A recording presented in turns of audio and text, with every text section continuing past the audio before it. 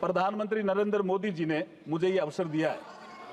बाबा साहब भीमराव अंबेडकर पहले इस देश के कानून मंत्री थे। जिस वर्ग से बाबा साहब आते थे उसी वर्ग से मैं आ रहा हूं। ये नरेंद्र मोदी जी ने बहुत बड़ा अवसर दिया है मुझे। तो नेता दूरदर्शी होता है, वही इतिहास बनाता है। आज इतिहास बनाने का अवसर आया है। मैं जेपीसी में भेजने का भी प्रस्ताव करता हूं और अगर आपकी अनुमति हो कि वे दोनों item I introduce the bill. अब कांग्रेस पार्टी में विचार रख सकता है, मतलब विरोधी करना, इसको जेपीसी को देना चाहिए। इस पर विस्तृत चर्चा सभी स्तर पर होनी चाहिए। Shri Arjun Ram Meghwal ji. Thank you honourable speaker sir. With your permission I beg to move for leave to introduce the Constitution 129th Amendment Bill 2024 further to amend the Constitution of India।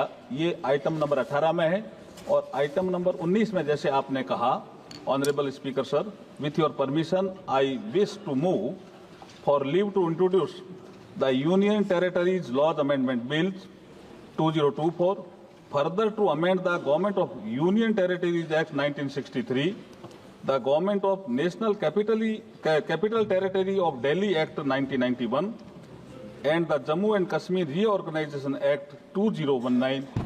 ये मैं आपकी अनुमति से आपसे लीव मांग रहा हूँ। Thank you sir. भी जा सकते हैं। वही तो पूछ रहे। एक सेकंड। मैं अध्यक्ष जी जो बोले हैं वो ध्यान से सुना हूं। उन्होंने 72 के बाहर जाने का नहीं कहा है। उन्होंने कहा कि माननीय सदस्य मनीष तिवारी ने 72 का हवाला देकर जो विचार व्यक्त किए हैं और जो विरोध किया है, इस पर सदन का कोई भी सदस्य अपने विचार रख सकता है। अब कांग्रेस पार्टी में विचार रख सकता है, मतलब विरोधी करना है। तब प्रधानमंत्री जी ने स्वयं मंशा व्यक्त करी थी कि इसको जेपीसी को देना चाहिए। इस पर विस्तृत चर्चा सभी स्तर पर होनी चाहिए। इसलिए मुझे लगता है कि इसमें सदन का ज्यादा समय जाया करे बगैर, अगर मंत्री जी कहते हैं कि इसको जेपीसी को सौंपने के लिए वो तैयार है, तो जेपीसी में सारी चर्चा होगी और जब जेपीसी के रिपोर्ट के आधार पर कैबिनेट इसको पारित करेगी तब भी फिर से चर्चा होनी है। तो मैं मानता हूं कि माननीय मंत्री जी अगर जेपीसी में रखने की इच्छा व्यक्त करते हैं तो यहीं पर एक चीज समाप्त हो जाएगी।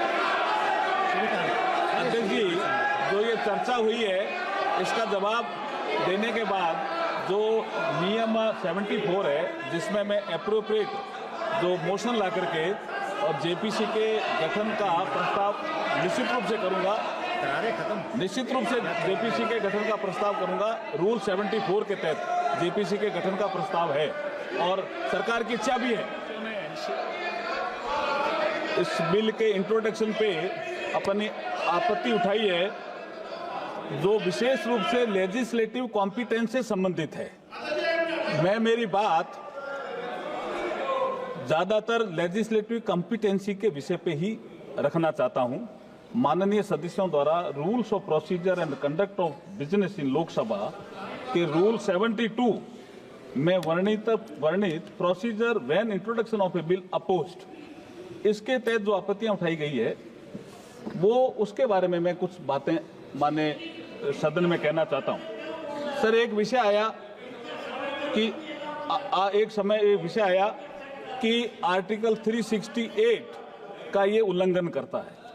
माननीय अध्यक्ष जी, आर्टिकल 368 संविधान में जो संशोधन करने की प्रक्रिया है उसके बारे में बताता है और संसद को शक्ति देता है। तो ऐसा तो है नहीं कि 368 संविधान में ही लिखा हुआ है। प्लीज माननीय सदस्य। उसके बाद एक विषय आया कि संविधान का अनुच्छेद 327 है, ये सदन को विधानमंडलों के चुनाव के संबंध में प्रावधान करने का जो अधिकार देता है उसके बारे में आप क्या कहना चाहते हो? तो मैं ये कहना चाह रहा हूं कि संविधान का अनुच्छेद 327 संसद को पार्लियामेंट को अधिकार देता है, विधानमंडलों के चुनाव के संबंध में प्रावधान करने का अधिकार देता है। इसमें कहा गया है कि संविधान के प्रावधानों के अधीन संसद समय समय पर कानून द्वारा संसद के किसी भी सदन या विधानमंडल के किसी भी सदन के चुनाव से संबंधित सभी मामलों के संबंध में प्रावधान कर सकती है। Sir, it is a constitutional provision. मैं वही बता रहा हूं। किसी राज्य की मतदाता सूची की तैयारी, निर्वाचन क्षेत्रों का परिसीमन और ऐसे सदन या सदनों के उचित गठन को सुनिश्चित करने के लिए आवश्यक अन्य सभी मामले इसमें शामिल हैं। एक साथ चुनाव के उद्देश्य से संवैधानिक संशोधन अधिक सुव्यवस्थित चुनावी प्रक्रिया की आवश्यकता के साथ संघीय स्वायत्तता को संतुलित कर सकते हैं। इस प्रकार अनुच्छेद 83 संसद के सदनों की अवधि और 172 राज्यों के विधानमंडलों की अवधि में संशोधन करके चुनाव को एक कानूनी ढांचे के भीतर सिंक्रोनाइज किया जा सकता है, जो संसदीय संप्रभुता को बरकरार रखता है। क्या राज्य सरकारों की स्वायत्तता, ये विषय ये भी आया, ऑटोनॉमी।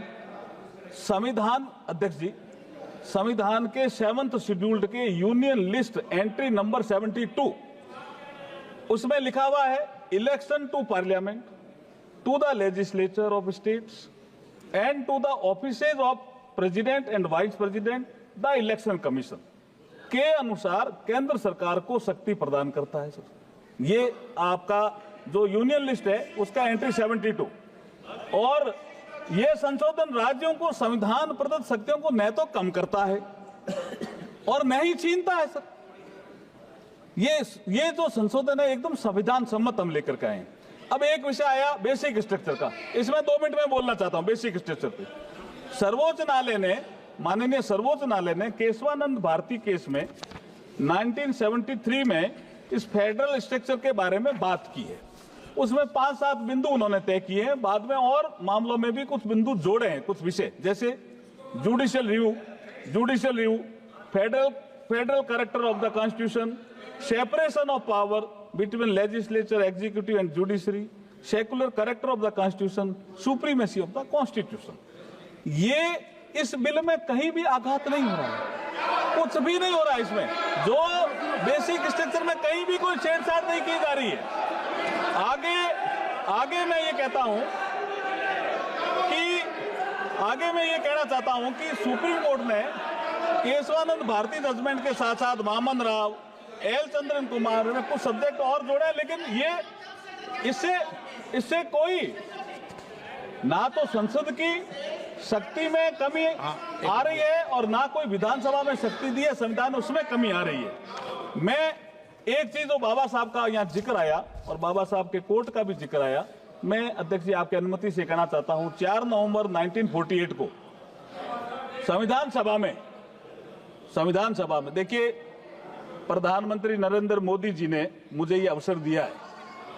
बाबा साहब भीमराव अंबेडकर पहले इस देश के कानून मंत्री थे। जिस वर्ग से बाबा साहब आते थे उसी वर्ग से मैं आ रहा हूं। ये नरेंद्र मोदी जी ने बहुत बड़ा अवसर दिया है मुझे। तो अध्यक्ष जी, मैं ये बात सदन में रख रहा हूं, इसलिए मैं कह रहा हूं कि संविधान सभा में बहस के दौरान, now you have to listen to me, संविधान सभा में बहस के दौरान you have objected, so you have to listen to me. संविधान सभा में बहस के दौरान 4 नवंबर 1948 को बाबा साहब ने क्या कहा? संघवाद का मूल सिद्धांत यह है, बाबा साहब का कोट है ये, आई एम कोटिंग इट। संघवाद का मूल सिद्धांत यह है कि विधायिका और कार्यपालिका की सत्ता केंद्र और राज्यों के बीच केंद्र द्वारा बनाए गए किसी कानून के द्वारा नहीं, बल्कि संविधान द्वारा ही बंटी होती है। क्या? Union list, state list, concurrent list. हम किसी सूची में कोई संशोधन नहीं कर रहे हैं साहब। कैसे संघवाद पे चोट कर रहे हैं? हम नहीं कोई चोट कर रहे हैं। दूसरा, बाबा साहब ने कहा था भारतीय संघ राज्यों के बीच किसी समझौते का परिणाम नहीं है। ये बाबा साहब का कोट ही है कि भारतीय संघ राज्यों के बीच किसी समझौते का परिणाम नहीं है। राज्यों को फेडरेशन से अलग होने का अधिकार नहीं है। फेडरेशन एक संघ है और इसका स्वरूप अविनाशी है, कोई नहीं बदल सकता फेडरल स्ट्रक्चर को, ये बाबा साहब ने कहा। अब ये है ही नहीं विषय इसमें, ये राजनीतिक कारणों से इसका विरोध कर रहे हैं। अब आप देखिए, संसद के अनुच्छेद 327 के तहत लोकसभा और राज्य विधानसभाओं के चुनाव को एक साथ कराने के लिए संविधान में उचित संशोधन करने का अधिकार है, जब मैंने बताया। अब मैं एक बात, जो ये जो हमने जोड़े हैं आर्टिकल जोड़े हैं, हाँ ठीक है, आर्टिकल जोड़े हैं, उसमें मैं एक बात अध्यक्ष जी कहना चाहता हूं। जब बात जेपीसी की आई गई तो डिटेल चर्चा जेपीसी में होगी, कुछ तो बोल दें। हाँ जेपीसी में होगी, लेकिन आज मैं चूंकि आपने अवसर दिया, मैं हमारे पूर्व राष्ट्रपति रामनाथ कोविंद जी का धन्यवाद करना तो चाहूंगा, और उनके जो एचएलसी में जुड़े हुए सदस्य हैं उनका भी धन्यवाद करना चाहूंगा। गृह मंत्री जी भी उसमें थे। कितने डिटेल डिस्कशन हुआ, ये कह रहे अचानक ही आ गया। अध्यक्ष जी, 1983 से चुनाव आयोग ने अपनी वार्षिक रिपोर्ट में लोकसभा और विधानसभाओं के चुनाव एक साथ कराने का विचार किया।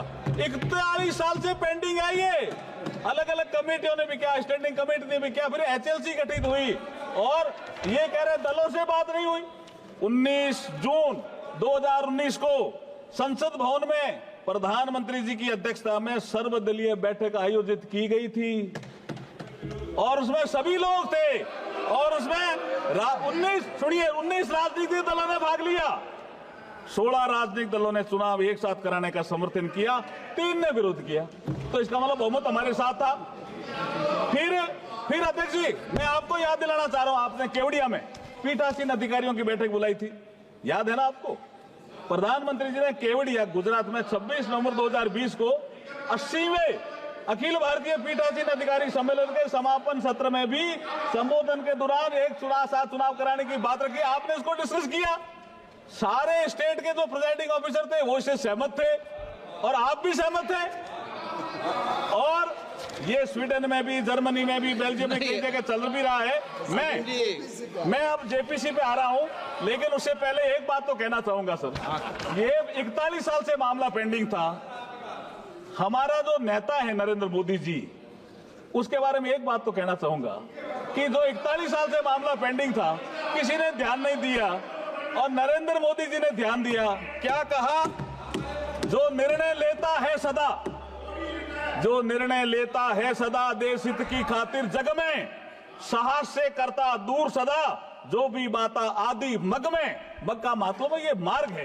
ये इलेक्शन का एक प्रोसेस था, चक्र टूट गया साहब 71 में, तो बाधा आ गई। जो निर्णय लेता है सदा देश हित की खातिर जग में, साहस से करता दूर सदा, जो भी बाता आती जग में, अपना सर्वस्व लगा कर भी अपना कर्तव्य निभाता है। जो नेता दूरदर्शी होता है वही इतिहास बनाता है। आज इतिहास बनाने का अवसर आया है। मैं जेपीसी में भेजने का भी प्रस्ताव करता हूं, और अगर आपकी अनुमति हो कि वे दोनों item I introduce the bill also, both item number 18 और आइटम नंबर